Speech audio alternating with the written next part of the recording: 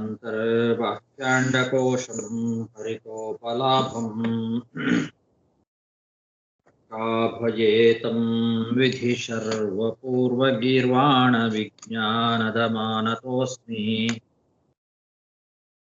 ಪ್ರಥಮೋ ಹನುಮಾನ್ನಾಮ ದ್ವಿತೀಯೋ ಭೀಮಯೇವ ಚ ಆಗ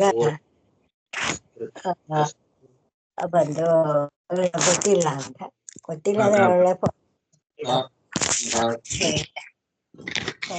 ನಿನ್ನೆ ಫೋನ್ ಮಾಡಿದೆ. ಇಲ್ಲ ಮಳೆ ಇಲ್ಲಿ, ತುಂಬಾ ಮಳೆ ಇಲ್ಲಿ. ಮ್ಯೂಟ್ ಮಾಡ್ಕೊಳ್ಳಿ. ಹೌದು, ಎಲ್ಲ ಇದು ಫಾಲ್ ತರ ಇದೆ.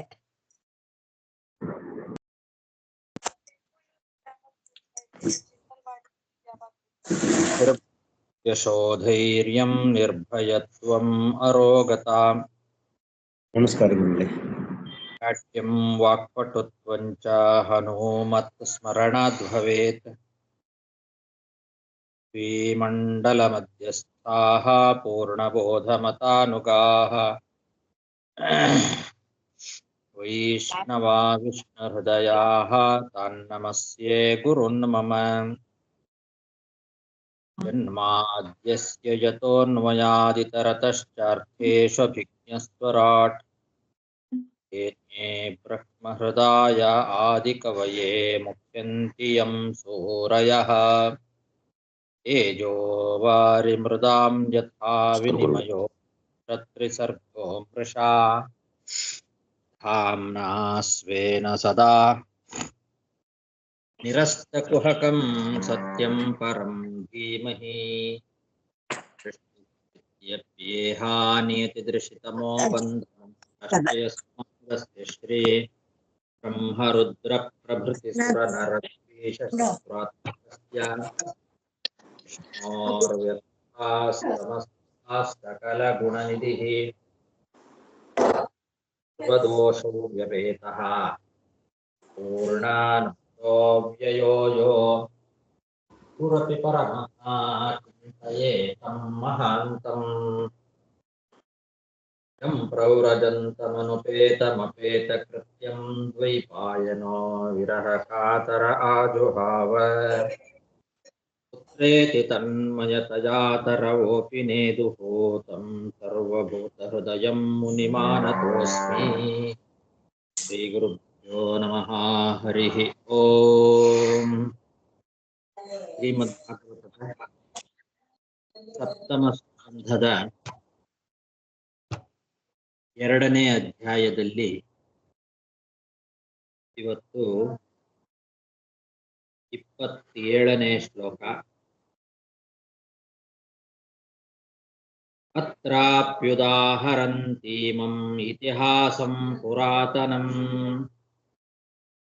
ಯಮಸ್ಯ ಪ್ರೇತಬಂಧೂನಾಂ ಸಂವಾದಂ ತಂ ನಿಬೋಧತ.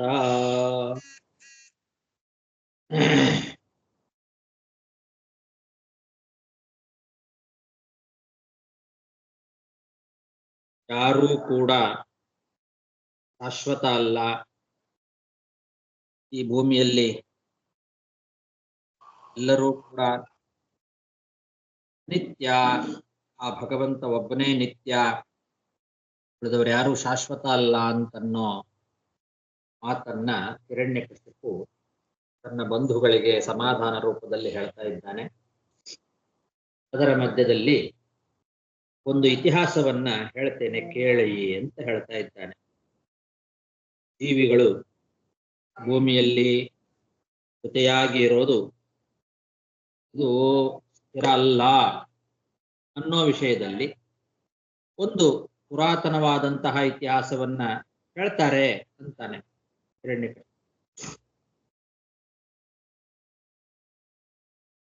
ಒಂದು ಸಲ ಸತ್ತವನ ಬಂಧುಗಳ ಜೊತೆಗೆ ಯಮ ಸಂಭಾಷಣೆ ಮಾಡಿದ್ದಂತೆ. ಯಮನಿಗೂ ಆ ಸತ್ತ ಮೃತ ವ್ಯಕ್ತಿಯ ಬಂಧುಗಳಿಗೂ ನಡೆದಂತಹ ಒಂದು ಸಂವಾದ, ಅದನ್ನ ಹೇಳ್ತೇನೆ ಕೇಳಿ ಅಂತ ಹಿರಣ್ಯಕಶಿಪು ಹೇಳ್ತಾ ಇದ್ದಾನೆ. ಅತ್ರಾಪ್ಯುದಾಹರಂತೀಮಂ ಇತಿಹಾಸಂ ಪುರಾತನಂ ಯಮಸ್ಯ ಪ್ರೇತಬಂಧೂನಾಂ ಸಂವಾದಂ ತಂ ನಿಬೋಧತ ಉಶೀನರೇಶ್ವಭೂದ್ರಾಜ ಸುಯಜ್ಞ ಇತಿ ವಿಶ್ರುತಃ ಸಪತ್ನೈರ್ನಿಹತೋ ಯುದ್ಧೇ ಜ್ಞಾತಯಸ್ತಮುಪಾಸತ. ಹಿಂದೆ ಉಶೀನರ ಅಂತನ್ನೋ ಒಂದು ದೇಶದಲ್ಲಿ ಸುಯಜ್ಞ ಎಂಬಂತಹ ರಾಜ ಇದ್ದ. ಬಹಳ ಪ್ರಸಿದ್ಧನಾಗಿರ್ತಕ್ಕಂತಹ ರಾಜ ಸುಯಜ್ಞ ಅಂತ ಅವನ ಹೆಸರು. ಉಶೀನರ ಅಂತನ್ನೋ ದೇಶದಲ್ಲಿ ಇದ್ದಂತಹ ರಾಜ. ಅವನು ಯುದ್ಧದಲ್ಲಿ ಶತ್ರುಗಳಿಂದ ಹತನಾದ. ಆವಾಗ ಅವನ ಬಂಧುಗಳೆಲ್ಲ ಅವನ ಬಗ್ಗೆ ದುಃಖ ಪಡ್ತಾ ಇದ್ದಾರೆ. ಉಶೀನರ ಅಂತನ್ನೋ ರಾಜನ ಬಂಧುಗಳು ಆ ರಾಜನನ್ನ ಕಳಕೊಂಡು ಬಂಧುಗಳೆಲ್ಲ ದುಃಖ ಪಡ್ತಾ ಇದ್ದಾರೆ. ಉಶೀನರೇಶ್ವಭೂದ್ರಾಜ ಸುಯಜ್ಞ ಇತಿ ವಿಶ್ರುತಃ ಸಪತ್ನೈರ್ನಿಹತೋ ಯುದ್ಧೇ ಜ್ಞಾತಯಸ್ತಮುಪಾಸತ. ವಿಶೀರ್ಣರತ್ನಕವಚಂ ವಿಭ್ರಷ್ಟಾಭರಣಸ್ರಜಂ ಶರನಿರ್ಭಿಣ್ಣಹೃದಯಂ ಶಯಾನಮಸೃಗಾವಿಲಂ. ಆ ಸುಯಜ್ಞ ಅಂತನ್ನೋ ರಾಜ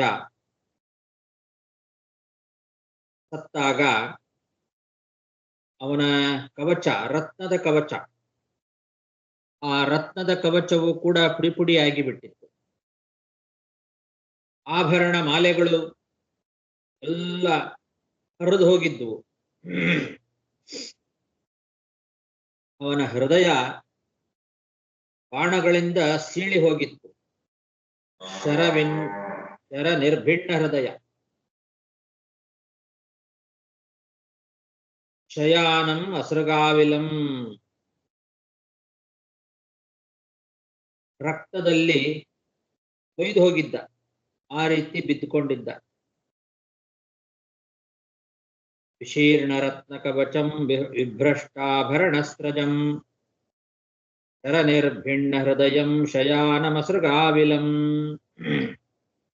ಅಸೃಗಾವಿಲ ಅಂದ್ರೆ ರಕ್ತದಿಂದ ಕೊಯ್ದು ಹೋಗಿದ್ದ ಅಂತ ಅರ್ಥ. ವಿಕೀರ್ಣಕೇಶಂ ಸ್ತಬ್ಧಾಕ್ಷಂ ಸಂರಂಭಾದಷ್ಟದಕ್ಷದಂ ಪ್ರಜಕ್ಕುಂಠಮುಖಾಂಭೋಜಂ ಚಿನ್ನಾಯುಧಭುಜಂ ಮೃಧೇ. ವಿಶೀರ್ಣಕೇಶ, ತಲೆ ಕೂದಲೆಲ್ಲ ಪಿಲ್ಲಿ ಆಗಿ ಹೋಗಿತ್ತು. ಕಣ್ಣಿನ ಆಲಿಗಳು ನಿಶ್ಚಲವಾಗಿತ್ತು, ಸ್ತಬ್ಧ ಆಗಿತ್ತು ಕಣ್ಣಾಲಿಗಳು. ಕೋಪದಿಂದ ಅವನು ತುಟಿ ಕಚ್ಚಿಕೊಂಡಿದ್ದ. ಸಂಭ್ರಮಾ ದಷ್ಟದ ಛದಂ, ಔಡುಗಚ್ಚಿದ್ದ. ಕೋಪಕ್ಕೆ ತುಟಿ ಕಚ್ಚಿಕೊಂಡಿದ್ದ. ಅವನ ಮುಖ ಪೂರ್ತಿ ಧೂಳಿನಿಂದ ತುಂಬಿಬಿಟ್ಟಿತ್ತು. ಪ್ರಜಕ್ಕುಂಠ ಮುಖಾಂಬೋಜಂ, ಮುಖಕಮಲ, ಮುಖಾಂಬೋಜ, ಮುಖಕಮಲ ಅದು ಧೂಳಿನಿಂದ ತುಂಬಿಬಿಟ್ಟಿತ್ತು, ಆವೃತವಾಗಿತ್ತು. ಆಯುಧವನ್ನ ಹಿಡ್ಕೊಂಡಿರ್ತಕ್ಕಂತಹ ಅವನ ತೋಳು ಆ ರಣರಂಗದಲ್ಲಿ ಕಡಿದು ಬಿದ್ದಿತ್ತು, ತುಂಡಾಗಿ ಬಿದ್ದಿತ್ತು. ಚಿನ್ನಾಯುಧ ಭುಜಂ, ಆ ರೀತಿಯಲ್ಲಿ ಅವನ ಅವಸ್ಥೆ ಆಗಿತ್ತು. ವಿಕೀರ್ಣಕೇಶಂ ಸ್ತಬ್ಧಾಕ್ಷಂ ಸಂಭ್ರಂಭಾದಷ್ಟದಚ್ಛದಂ ಪ್ರಜಕ್ಕುಂಠಮುಖಾಂಭೋಜಂ ಚಿನ್ನಾಯುಧಭುಜಂ ಮೃಧೇ. ಕುಶೀನರೇಂದ್ರಂ ವಿಧಿನಾ ತಥಾ ಕೃತಂ ಪತಿಂ ಮಹಿಷ್ಯ ಪ್ರಸಮೀಕ್ಷ ದುಃಖಿತಾಃ ಹತಾಸ್ಮನಾಥೇತಿ ಕರೈರುರೋ ಭೃಶಂ ಘ್ನಂತ್ಯೋ ಮುಹುಸ್ತತ್ಪದಯೋರುಪಾಪತನ್.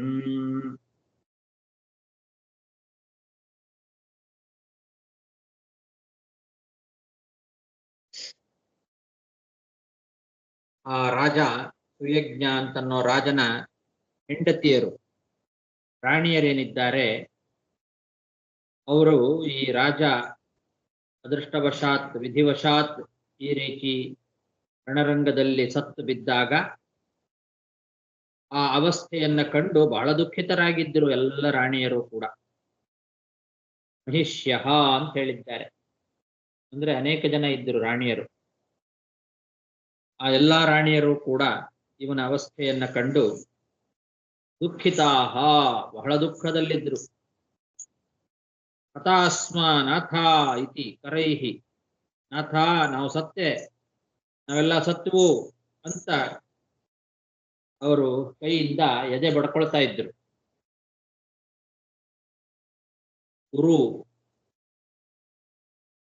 ಕರೈಹಿ ಉರೋ ವೃಷಂ ಘ್ನಂತ್ಯೋ ಮುಹುಹು ತತ್ಪದಯೋ ರೂಪಾಪತನ್. ಮತ್ತೆ ಮತ್ತೆ ಎದೆ ಬಡ್ಕೊಂಡು ಅವನ ಕಾಲಿಗೆ ಬೀಳ್ತಾ ಇದ್ದಾರೆ. ನಾಥ ಒಡೆಯನೇ ನಾವು ಸತ್ವಿ ಅಂತ. ಖುಷಿ ನರೇಂದ್ರಂ ವಿಧಿನಾ ತಥಾ ಕೃತಂ ಪತಿಂ ಮಹಿಷ್ಯ ಪ್ರಸಮೀಕ್ಷ ದುಃಖಿತಾಃ ಹತಾಸ್ಮನಾಥೇತಿ ಕರೈರುರೋ ಭೃಶಂ ಘ್ನಂತ್ಯೋ ಮುಹುಸ್ತತ್ಪದಯೋರುಪಾಪತನ್. ರುದಂತ್ಯ ಉಚ್ಚೈರ್ದಯಿತಾಂಘ್ರಿ ಪಂಕಜಂ ಸಿಂಚಂತ್ಯ ಆಶ್ರೈ ಕುಚಕುಂಕುಮಾರುಣೈಃ ವಿಸ್ತ್ರಸ್ತಕೇಶಾಭರಣಾಶುಚಂ ನೃಣಾಂ ಸೃಜಂತ್ಯ ಆಕ್ರಂದನಯಾ ವಿಲೇಪಿರೇ. ಎಲ್ಲ ರಾಣಿಯರು ಜೋರಾಗಿ ಅಳ್ತಾ ಇದ್ದಾರೆ, ಕಣ್ಣೀರು ಸುರಿಸ್ತಾ ಇದ್ದಾರೆ. ಅವರ ಕಣ್ಣೀರು ಅವರ ಸ್ತನಗಳ ಮೇಲೆ ಬಿದ್ದು ಆ ಸ್ತನಗಳ ಮೇಲೆ ಹಚ್ಕೊಂಡಿರ್ತಕ್ಕಂಥ ಕುಂಕುಮದಿಂದ ಕೆಂಪಾಯಿತು.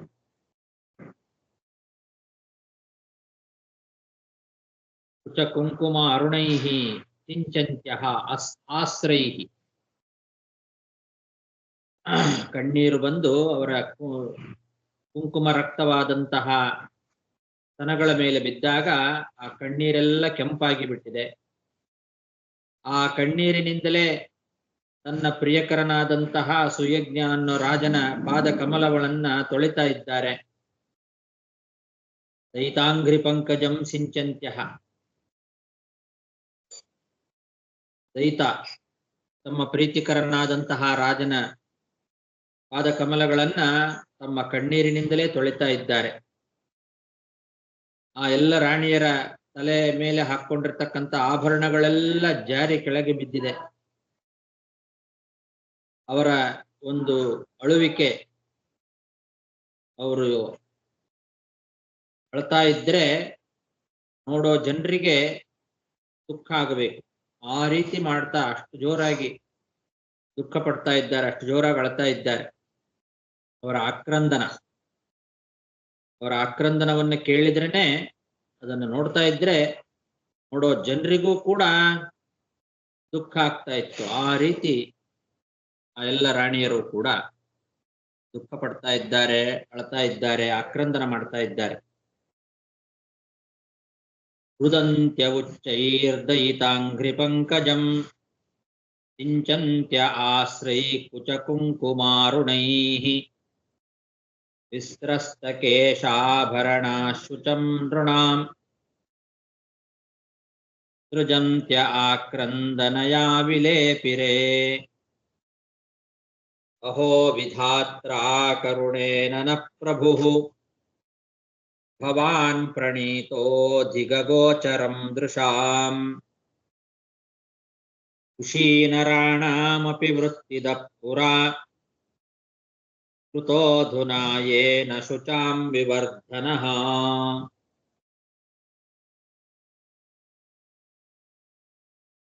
ಪ್ರಭೋ, ಏನಿದು ಆಶ್ಚರ್ಯ?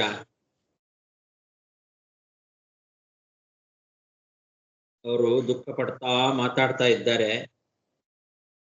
ಆ ವಿಧಾತ ಇದ್ದಾನಲ್ಲ, ಅವನಿಗೆ ಕರುಣೆಯೇ ಇಲ್ಲ. ನಿಷ್ಕರುಣನಾಗಿರ್ತಕ್ಕಂಥವನು ಅಕರುಣ. ಆ ಅಕರುಣನಾದಂತಹ ವಿಧಾತ್ರ ಏನಿದ್ದಾನೆ, ಆ ವಿಧಾತ ನಿನ್ನನ್ನ ನಮ್ಮ ಕಣ್ಣಿಗೆ ಕಾಣಿಸದೇ ಇರುವಂತಹ ಪ್ರದೇಶಕ್ಕೆ ಒಯ್ದು ಬಿಟ್ಟಿದ್ದಾನೆ. ಈಗ ಅಗೋಚರಂ ದೃಶಾಂ, ಅಗೋಚರಂ, ನಮ್ಮ ಕಣ್ಣಿಗೆ ಕಾಣಲಾರದಂತಹ ಪ್ರದೇಶಕ್ಕೆ ನಿನ್ನನ್ನು ಕರ್ಕೊಂಡು ಹೋಗ್ಬಿಟ್ಟಿದ್ದಾನೆ. ಅವನಿಗೆ ಕರುಣೆಯೇ ಇಲ್ಲ, ಅವನಿಗೆ ಧಿಕ್ಕಾರ. ಆ ವಿಧಾತನಿಗೆ ಧಿಕ್ಕಾರ. ನಮ್ಮನ್ನ ಈ ರೀತಿ ಅನಾಥರನ್ನಾಗಿ ಮಾಡಿ ನಮ್ಮ ಕಣ್ಣಿಗೆ ಕಾಣಿಸದೇ ಇರುವಂತಹ ಲೋಕಕ್ಕೆ ನಿನ್ನನ್ನು ಕರ್ಕೊಂಡು ಹೋಗ್ಬಿಟ್ಟಿದ್ದಾನೆ. ಅವನಿಗೆ ಧಿಕ್ಕಾರ.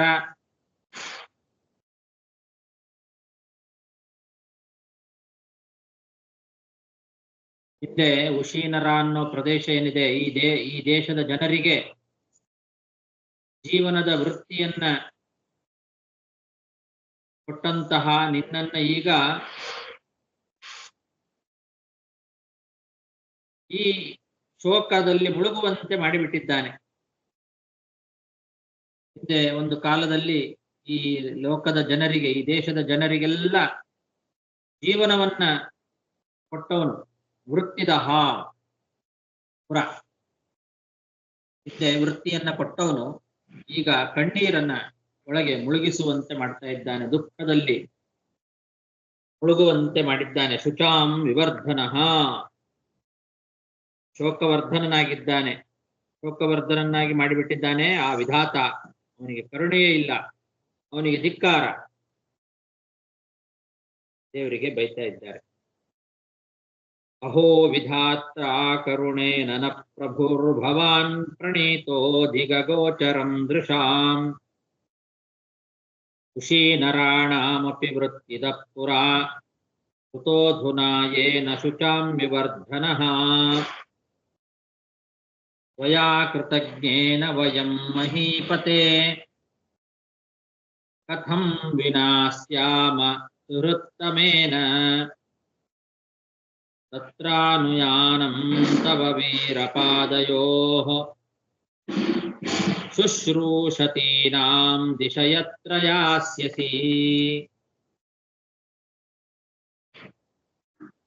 ಇದು ಯಾಸ್ಯಸಿಯ ಯಾಸ್ಯಸಿಯ ಆಚಾರ್ಯ ಯಾಸ್ಯಸಿ ಸಿ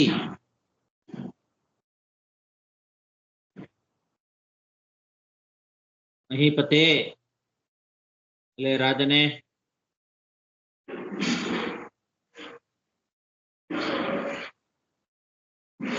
ನೀನು ನಮಗೆ ಅತ್ಯಂತ ಪ್ರಿಯ. ಕೃತಜ್ಞನಾದಂತಹ, ಅತ್ಯಂತ ಪ್ರೀತಿಪಾತ್ರನಾದಂತಹ ನಿನ್ನನ್ನ ಬಿಟ್ಟು ನಾವು ಹೇಗೆ ಬದುಕಬೇಕು? ನೀನು ಕೃತಜ್ಞನಾಗಿದ್ದಿ, ಅತ್ಯಂತ ಪ್ರಿಯನಾಗಿದ್ದಿ ನಮಗೆ.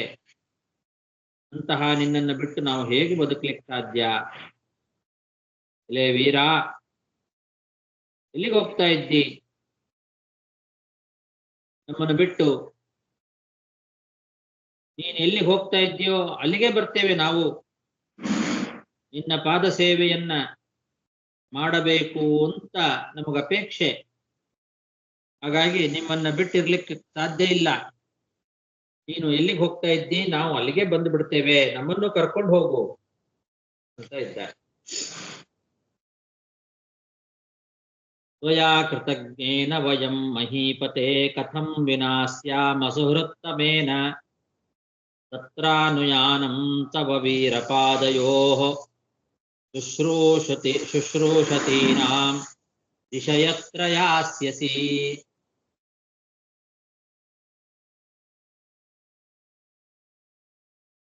ಏವಂ ವಿಲಪತೀನಾಂ ವೈ ಪರಿಗೃಹ್ಯ ಮೃತಂ ಪತಿಂ ಅನಿಚ್ಛತೀನಾಂ ನಿರ್ಹಾರಂ ಅರ್ಕೋಸ್ತಂ ಸನ್ಯವರ್ತತ.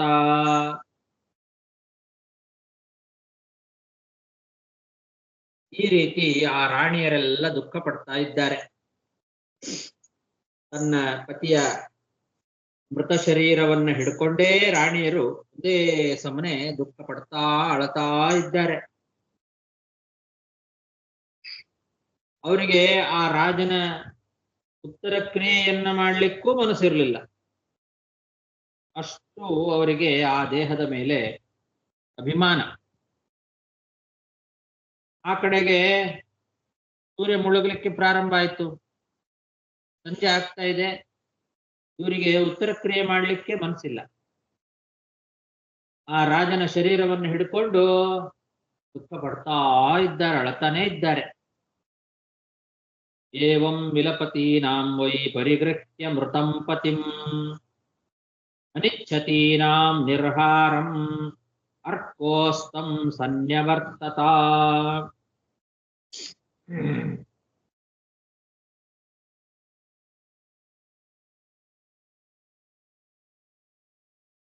ನಿರ್ಹಾರ ಅಂತಂದ್ರೆ ದಹನ ಮಾಡೋದು. ಆ ದೇಹವನ್ನ ದಹನ ಮಾಡ್ಲಿಕ್ಕೆ ಮನಸ್ಸೇ ಇಲ್ಲ ಅವರಿಗೆ.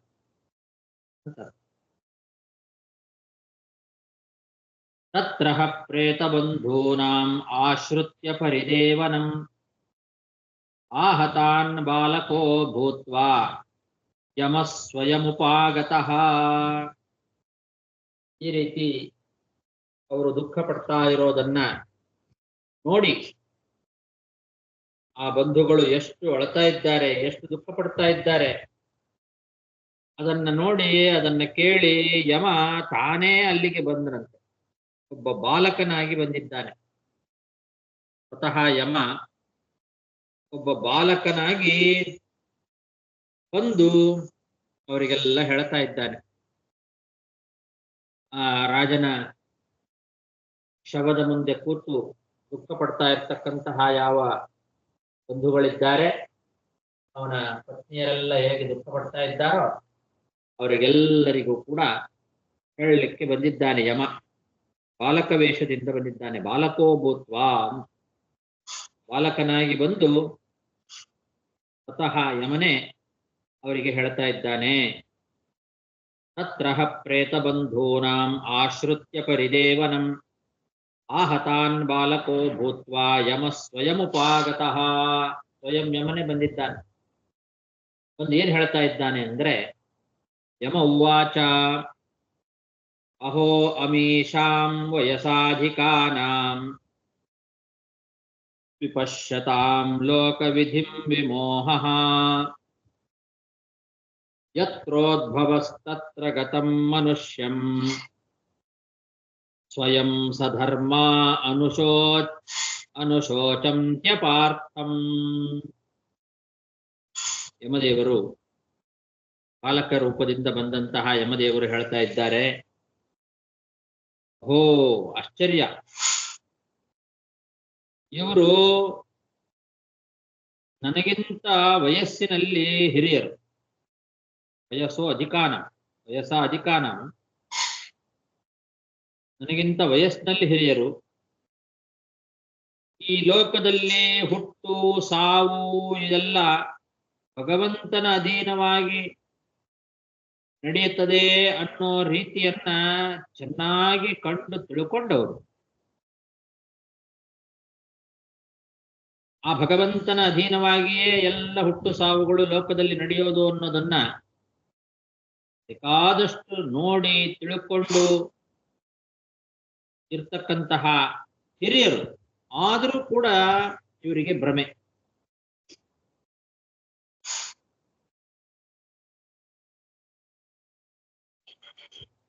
ಸುಮ್ಮನೆ ದುಃಖ ಪಡ್ತಾ ಇದ್ದಾರೆ. ಮನುಷ್ಯ ಎಲ್ಲಿಂದಲೋ ಬರ್ತಾನೆ, ಪರಲೋಕದಿಂದ ಬರ್ತಾನೆ, ಹುಟ್ಟುತ್ತಾನೆ, ಮತ್ತೆ ತಿರುಗಿ ಪರಲೋಕಕ್ಕೆ ಹೋಗಿ ಬಿಡ್ತಾನೆ. ಅಂತಹ ಮನುಷ್ಯನ ಬಗ್ಗೆ ವ್ಯರ್ಥವಾಗಿ ದುಃಖ ಪಡ್ತಾ ಇದ್ದಾರೆ.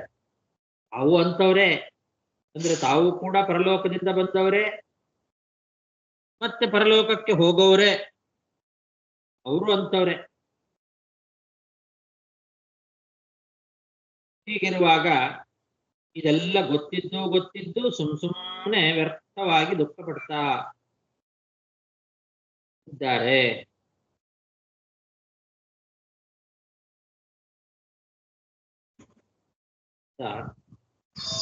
ಹೀಗೆ ಯಮ ಹೇಳುವ ಮಾತು. ಬಾಲಕ ರೂಪದಿಂದ ಬಂದಂತಹ ಯಮ ಅವರಿಗೆ ಸಮಾಧಾನ ಹೇಳುವ ಮಾತನ್ನ ಪ್ರಾರಂಭ ಮಾಡಿದ್ದಾನೆ. ಇಲ್ಲಿ ಯತ್ರೋದ್ಭವ ತತ್ರ ಗತಂ ಮನುಷ್ಯಂ ಅಂತಿದೆ. ಮನುಷ್ಯ ಯತ್ರೋದ್ಭವ ತತ್ರ ಗತಂ ಅಂತ ಅಂದ್ರೆ ಅವನು ಪರಲೋಕದಿಂದ ಬಂದು ಮತ್ತೆ ತಿರುಗಿ ಪರಲೋಕಕ್ಕೆ ಹೋಗ್ತಕ್ಕಂಥವನು ಅಂತ ಹಾಗರ್ಥ. ಇಲ್ಲಿ ಬೇರೆ ವ್ಯಾಖ್ಯಾನಕಾರರು ಏನರ್ಥ ಮಾಡಿದ್ದಾರೆ ಅಂದ್ರೆ, ಯತ್ರ ಭುವಿ ಸಂಭವ ಉತ್ಪತ್ತಿ ತತ್ರೈವ ಗತಂ ಪುನಃ ತತ್ರೈವ ಲೀನಂ ಮನುಷ್ಯಂ ಪ್ರತಿ ಅಂತ ವೀರರಾಘವ ವ್ಯಾಖ್ಯಾನ. ಅಲ್ಲಿ ಇರೋದು ಯತ್ರ ಉದ್ಭವ ತತ್ರ ಗತಂ ಅಂತ ಇಷ್ಟೇ ವಾಕ್ಯ ಇದೆ ಭಾಗವತದಲ್ಲಿ.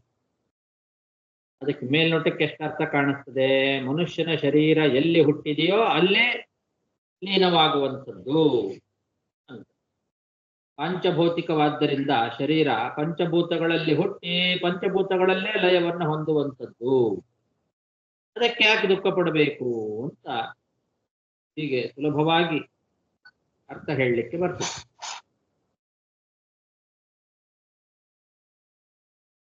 ಬೇರೆ ಕೆಲವರು ವೀರರಾಘವ ವ್ಯಾಖ್ಯಾನ, ಭಗವತ್ ಪ್ರಾಸಾದ ವ್ಯಾಖ್ಯಾನ ಎಲ್ಲ ಹಾಗೆ ಮಾಡಿದ್ದಾರೆ.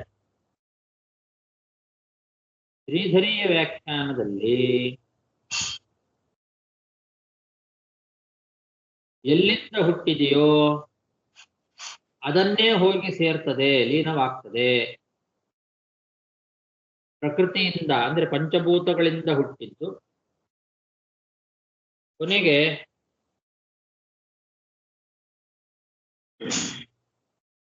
ಅದನ್ನೇ ಹೋಗಿ ಸೇರ್ತದೆ. ಅಂದ್ರೆ ಪಂಚಭೂತಾತ್ಮಕವಾದ ಪ್ರಕೃತಿಯನ್ನೇ ಹೋಗಿ ಸೇರ್ತದೆ.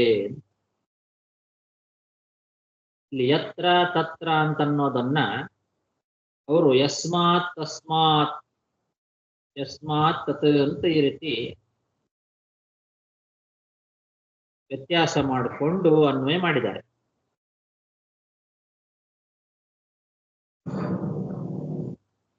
ಭಗವದ್ಗೀತೆಯಲ್ಲಿ ಅವ್ಯಕ್ತಾದೀನಿ ಭೂತಾನಿ ವ್ಯಕ್ತಮಧ್ಯಾನಿ ಭಾರತ ಅವ್ಯಕ್ತ ನಿಧನಾನ್ಯೇವ ತತ್ರ ಕಾ ಪರಿದೇವನಾ ಅಂತ ಇದೇ ವಿಷಯವನ್ನ ಅಲ್ಲಿ ಕೃಷ್ಣ ಹೇಳ್ತಾನೆ. ಆ ವಾಕ್ಯಕ್ಕೆ ಅನುಗುಣವಾಗ್ತದೆ ಅಂತ ಅವರ ಅಭಿಪ್ರಾಯ. ಪ್ರಕೃತಿಯನ್ನೇ ಹೋಗಿ ಸೇರಿಬಿಡುತ್ತದೆ. ಪ್ರಕೃತಿಯಿಂದ ಹುಟ್ಟಿದ್ದು ಪ್ರಕೃತಿಯಲ್ಲೇ ಲೀನ ಆಗಿಬಿಡತ್ತೆ. ಪ್ರಕೃತಿಯಿಂದ ಆದದ್ದೇ ಪಂಚಭೂತಗಳು. ಅದು ಅವ್ಯಕ್ತ. ಅವ್ಯಕ್ತ ಅಂದ್ರೆ ಪ್ರಕೃತಿ ಅಂತ ಅರ್ಥ. ಅವ್ಯಕ್ತಾದೀನಿ ಭೂತಾನಿ ಅನ್ನೋ ಭಗವದ್ಗೀತಾ ವಾಕ್ಯಕ್ಕೆ ಹಾಗರ್ಥ. ಹಾಗಾಗಿ ಅದಕ್ಕನುಗುಣವಾಗಿ ಆ ರೀತಿ ವ್ಯಾಖ್ಯಾನ ಮಾಡಿದ್ದಾರೆ. ಆದರೆ ವಿಭಕ್ತಿಯನ್ನ ವ್ಯತ್ಯಾಸ ಮಾಡ್ಕೊಳ್ಬೇಕಾಗ್ತದೆ. ಯತ್ರ ತತ್ರ ಅಂತ ಇಲ್ಲಿದೆ, ಅದನ್ನು ಅವರು ಯಸ್ಮಾತ್ ತತ್ ಅಂತ ಆ ರೀತಿ ಶ್ರೀಧರೀಯ ವ್ಯಾಖ್ಯಾನದಲ್ಲಿ ವಿಭಕ್ತಿಯನ್ನ ಪರಿಣಾಮ ಮಾಡಿಕೊಂಡಿದ್ದಾರೆ. ಅದನ್ನ ಭಗವತ್ ಪ್ರಾಸಾದ ವ್ಯಾಖ್ಯಾನದಲ್ಲಿ ಅದನ್ನು ಒಪ್ಪೋದಿಲ್ಲ ಅವರು. ವಿಭಕ್ತಿಯನ್ನ ಈ ರೀತಿ ಪರಿಣಾಮ ಮಾಡಿಕೊಳ್ಳೋದು. ವಿಭಕ್ತಿಯನ್ನ ಪರಿಣಾಮ ಮಾಡದೇ ಅನ್ವಯ ಮಾಡಿದರೂ ಕೂಡ ಅದೇ ಅರ್ಥ ಸಿಗ್ತದೆ. ಹೀಗಿರುವಾಗ ವ್ಯರ್ಥವಾಗಿ ಯಾಕೆ ವಿಭಕ್ತಿ ಪರಿಣಾಮ ಮಾಡಬೇಕು ಅಂತ ಭಗವತ್ ಪ್ರಸಾದ ವ್ಯಾಖ್ಯಾನದಲ್ಲಿ ಹೇಳಿದ್ದಾರೆ. ಆದರೆ ಮನುಷ್ಯ ಶರೀರ ವಿವಕ್ಷೆ ಇಟ್ಟುಕೊಂಡಾಗ ವಿಭಕ್ತಿ ಪರಿಣಾಮ ಮಾಡೋದು ವ್ಯರ್ಥ ಅಂತ ಅನಿಸಿದ್ರು ಕೂಡ ಆತ್ಮ ವಿವಕ್ಷೆ ಇಟ್ಟುಕೊಂಡಾಗ ಅದು ವ್ಯರ್ಥ ಆಗೋದಿಲ್ಲ. ಎಲ್ಲ ಬೇರೆ ವ್ಯಾಖ್ಯಾನಕಾರರು ಶರೀರದ ವಿವಕ್ಷೆಯನ್ನೇ ಇಟ್ಟುಕೊಂಡಿದ್ದಾರೆ. ಶರೀರದ ವಿವಕ್ಷೆಯನ್ನ ಇಟ್ಟುಕೊಂಡ್ರೆ ಅದು ವ್ಯರ್ಥ. ವಿಭಕ್ತಿಯನ್ನ ಪರಿಣಾಮ ಮಾಡಿಕೊಳ್ಳೋದು ವ್ಯರ್ಥವೇ. ಆದ್ರಿಂದ ಎಲ್ಲರಿಗೂ ಆ ವೈಯರ್ಥ್ಯ ಅಂತ ಅನ್ನೋ ದೋಷ ಇದೆ. ಆದ್ರೆ ಇಲ್ಲಿ ಶರೀರದ ವಿವಕ್ಷೆಯನ್ನು ಇಟ್ಟುಕೊಳ್ಬಾರದು, ಆತ್ಮ ವಿವಕ್ಷೆಯನ್ನ ಇಟ್ಟುಕೊಳ್ಬೇಕು. ಆಚಾರ್ಯರು ಆತ್ಮ ವಿವಕ್ಷೆಯನ್ನೇ ಇಟ್ಟುಕೊಂಡಿದ್ದಾರೆ. ಆದ್ರಿಂದಲೇ ಅವ್ಯಕ್ತಾದೀನಿ ಭೂತಾನಿ ಅನ್ನೋ ಭಗವದ್ಗೀತಾ ವಾಕ್ಯವನ್ನ ಬಿಟ್ಟು ಮಹಾಭಾರತದ ವಾಕ್ಯವನ್ನ ಉದಾಹರಿಸ್ತಾರೆ ಆಚಾರ್ಯ ಈ ವಿಷಯದಲ್ಲಿ. ಅದರ್ಶನಾದಿಹಾಯಾತಃ ಪುನಶ್ಚಾದರ್ಶನಂ ಗತಃ ಇತಿ ಭಾರತೆ. ಮಹಾಭಾರತದ ಈ ವಾಕ್ಯವನ್ನ ಉದಾಹರಿಸ್ತಾ ಇದ್ದಾರೆ. ಆ ವಾಕ್ಯಕ್ಕೆ ಏನರ್ಥ ಅಂದ್ರೆ,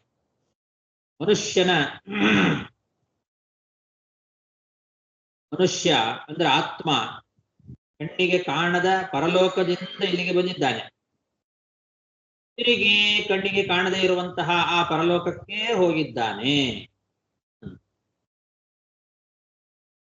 ಆ ರೀತಿ ಅದರ್ಶನಾದಿಹಾಯಾತಃ ಅಥವಾ ಅವ್ಯಕ್ತವಾದ ಪ್ರಕೃತಿಯಿಂದ ಹುಟ್ಟಿ ಆ ಪ್ರಕೃತಿಯಲ್ಲೇ ಲೀನವಾಗ್ತದೆ ಮನುಷ್ಯ ಶರೀರ ಅಂತ ಶರೀರದ ಪರವಾಗಿಯೂ ಅದಕ್ಕೆ ವ್ಯಾಖ್ಯಾನ ಮಾಡಬಹುದು. ಆ ಶ್ಲೋಕಕ್ಕೆ ಮಹಾಭಾರತಕ್ಕೆ ಶರೀರ ಪರವಾಗಿಟ್ಟುಕೊಂಡ್ರೂ ಕೂಡ ಆ ರೀತಿ ಮಾಡಬಹುದು.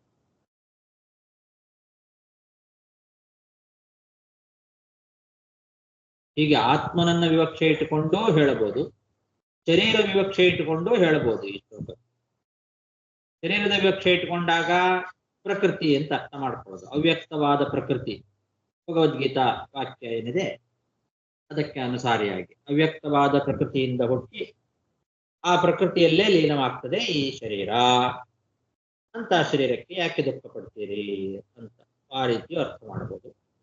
ಆತ್ಮಪರವಾಗಿ ಇಟ್ಟುಕೊಂಡ್ರೆ ಕಾಣದೇ ಇರುವ ಪರಲೋಕದಿಂದ ಬಂದವನು ಆತ್ಮ ಮತ್ತೆ ಆ ಪರಲೋಕಕ್ಕೆ ಹೋಗ್ತಾನೆ ಅಂತ.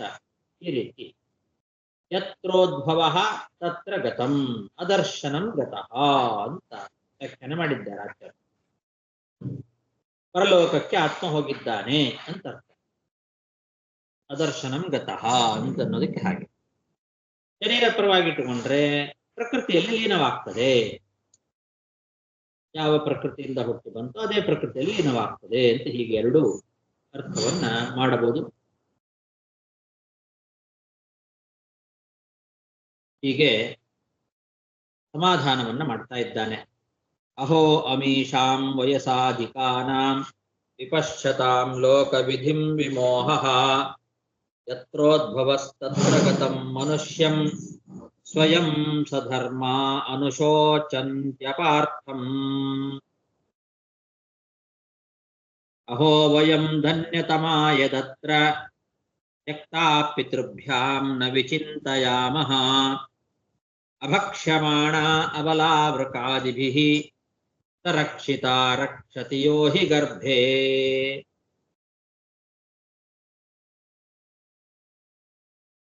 ಈ ಸಾವು ಅನ್ನೋದೇನಿದೆ ಎಲ್ಲವೂ ಕೂಡ ಹೌದು, ಸಾಯೋದು ಎಲ್ಲವೂ ಭಗವಂತನ ಅಧೀನ, ನಮ್ಮ ಕೈಯಲ್ಲಿ ಯಾವುದೂ ಇಲ್ಲ. ಈ ತರ ತಿಳ್ಕೊಂಡು ಬಿಟ್ರೆ ಪಡ್ಲಿಕ್ಕೆ ಅವಕಾಶವೇ ಇಲ್ಲ. ಯಾವುದೂ ನಮ್ಮ ಅಧೀನ ಅಲ್ಲ, ಎಲ್ಲವೂ ಭಗವದ್ ಅಧೀನ. ಹುಟ್ಟೋದು ಸಾಯೋದು ಎಲ್ಲವೂ ಅವನ ಅಧೀನ ಅಂದ ಮೇಲೆ ದುಃಖ ಪಡ್ಲಿಕ್ಕೆ ಹೇಗೆ ಸಾಧ್ಯ? ಈ ಜ್ಞಾನ ಬಂದು ಬಿಟ್ರೆ ದುಃಖ ಪಡ್ಲಿಕ್ಕೆ ಅವಕಾಶವೇ ಇರೋದಿಲ್ಲ. ಹಾಗಾಗಿ ನಾನೇ ಇವರೆಲ್ಲರಿಗಿಂತ ನಾನೇ ಧನ್ಯ ಅಂತ. ನಾನು ನನ್ನ ತಂದೆ ತಾಯಿಗಳು ನನ್ನನ್ನ ಬಿಟ್ಟರೂ ಕೂಡ ನನ್ನ ರಕ್ಷಣೆ ಬಗ್ಗೆ ನಾ ಏನು ಚಿಂತೆ ಮಾಡೋದಿಲ್ಲ. ನನಗೆ ರಕ್ಷಣೆ ಮಾಡಲಿಕ್ಕೆ ಆ ಭಗವಂತ ಇದ್ದಾನೆ ಅನ್ನೋ ನಂಬಿಕೆ ಇದೆ. ಈ ಕಾಡಿನಲ್ಲಿ ಬೇಕಾದಷ್ಟು ವನ್ಯ ಮೃಗಗಳು, ಕಾಡು ಪ್ರಾಣಿಗಳು, ತೋಳ ಮೊದಲಾದಂಥವುಗಳೆಲ್ಲ ಇದ್ದಾವೆ. ನಾನು ಅಬಲ, ನನಗೆ ಬಲ ಇಲ್ಲ, ದುರ್ಬಲ ನಾನು. ಆದರೂ ನಾನೇನಾದ್ರೂ ಈ ಕಾಡು ಪ್ರಾಣಿಗಳ ಬಾಯಿಗೆ ತುತ್ತಾಗಿ ಬಿಟ್ರೆ ನಾನೇನ್ ಚಿಂತೆ ಮಾಡೋದಿಲ್ಲ. ನಾನು ಯಾವ ಕಾಡು ಪ್ರಾಣಿಗಳಿಗೂ ಇನ್ನೂ ಕೂಡ ತುತ್ತಾಗದೇ ಇದ್ದೇನೆ, ಬದುಕಿದ್ದೇನೆ. ಇದಕ್ಕೇನು ಕಾರಣ? ಏನು ಕಾರಣ ಅಂದ್ರೆ ಸರಕ್ಷಿತ ರಕ್ಷತಿ ಯೋಹಿ ಗರ್ಭೆ. ನಾನು ಗರ್ಭದಲ್ಲಿದ್ದಾಗ ನನ್ನನ್ನು ರಕ್ಷಣೆ ಮಾಡಿದವನು ಯಾರು? ಅವನೇ ಇವಾಗಲೂ ರಕ್ಷಣೆ ಮಾಡ್ತಾ ಇದ್ದಾನೆ, ಹೊರಗೂ ರಕ್ಷಣೆ ಮಾಡ್ತಾ ಇದ್ದಾನೆ. ಗರ್ಭದಲ್ಲಿರುವಾಗ ನನ್ನನ್ನ ಯಾರು ರಕ್ಷಣೆ ಮಾಡಿದ್ನೋ ಅವನೇ ಹೊರಗೂ ನನ್ನನ್ನು ರಕ್ಷಣೆ ಮಾಡ್ತಾ ಇದ್ದಾನೆ. ಆದ್ರಿಂದಲೇ ಬದುಕಿದ್ದೇನೆ. ನಾನು ದುರ್ಬಲನಾಗಿದ್ರು, ಈ ಕಾಡಿನಲ್ಲಿ ದುಷ್ಟವಾದ ಕಾಡು ಪ್ರಾಣಿಗಳು ಇಷ್ಟೆಲ್ಲ ಇದ್ರೂ ನಾ ಇನ್ನೂ ಬದುಕಿದ್ದೇನೆ. ಆ ನಂಬಿಕೆ ನನಗಿದೆ. ಅವನೇ ರಕ್ಷಣೆ ಮಾಡ್ತಾನೆ, ಅವನ ಅಧೀನ ಇದು. ಸಾವು ರಕ್ಷಣೆ ಮಾಡಬೇಕು ಅಂತ ಅವನ ಮನಸ್ಸಿದ್ರೆ ಎಂಥ ದುಷ್ಟ ಪ್ರಾಣಿಗಳೇ ಇರಲಿ, ಎಂಥ ಪರಿಸ್ಥಿತಿನೇ ಇರಲಿ, ರಕ್ಷಣೆ ಮಾಡಬೇಕು ಅಂತ ಆ ಭಗವಂತನಿಗೆ ಮನಸ್ಸಿದ್ರೆ ರಕ್ಷಣೆ ಮಾಡಿಯೇ ಮಾಡ್ತಾನೆ, ಇಲ್ಲ ಅಂದ್ರೆ ಇಲ್ಲ. ಹಾಗಾಗಿ ಎಲ್ಲವೂ ಕೂಡ ಸಾವು ಬದುಕು ಪ್ರತಿಯೊಂದು ಭಗವಂತನ ಅಧೀನ ಅಂತ ತಿಳ್ಕೊಳ್ಬೇಕು. ಆ ರೀತಿ ತಿಳ್ಕೊಂಡ್ಬಿಟ್ರೆ ದುಃಖಕ್ಕೆ ಅವಕಾಶವೇ ಇರೋದಿಲ್ಲ. ಅಹೋ ವಯಂ ಧನ್ಯತಮಾ ಯದತ್ರ ತ್ಯಕ್ತಾ ಪಿತೃಭ್ಯಾಂ ನ ವಿಚಿಂತಯಾಮಃ ಅಭಕ್ಷ್ಯಮಾಣ ಅಬಲಾವೃಕಾದಿಭಿಃ ಸರಕ್ಷಿತಾ ರಕ್ಷತಿ ಯೋ ಹಿ ಗರ್ಭೆ. ಟೈಮ್ ಆಯ್ತು. ಶ್ರೀಕೃಷ್ಣಾರ್ಪಣಮಸ್ತು. ನಮಸ್ಕಾರ ಗುರುಗಳೇ. ನಮಸ್ಕಾರ ಗುರುಗಳೇ. ಹರೇ ಶ್ರೀನಿವಾಸ. ನಮಸ್ಕಾರ ಗುರುಗಳೇ. ನಮಸ್ಕಾರ ಗುರುಗಳೇ. ಹರೇ ಶ್ರೀನಿವಾಸ. ನಮಸ್ಕಾರ ಆಚಾರ್ಯ. ಹರೇ ನಮಗಾಚಾರ್ಯ. ಹರೇ ನಮಸ್ಕಾರ. ನಮಗಾಚಾರ್ಯ.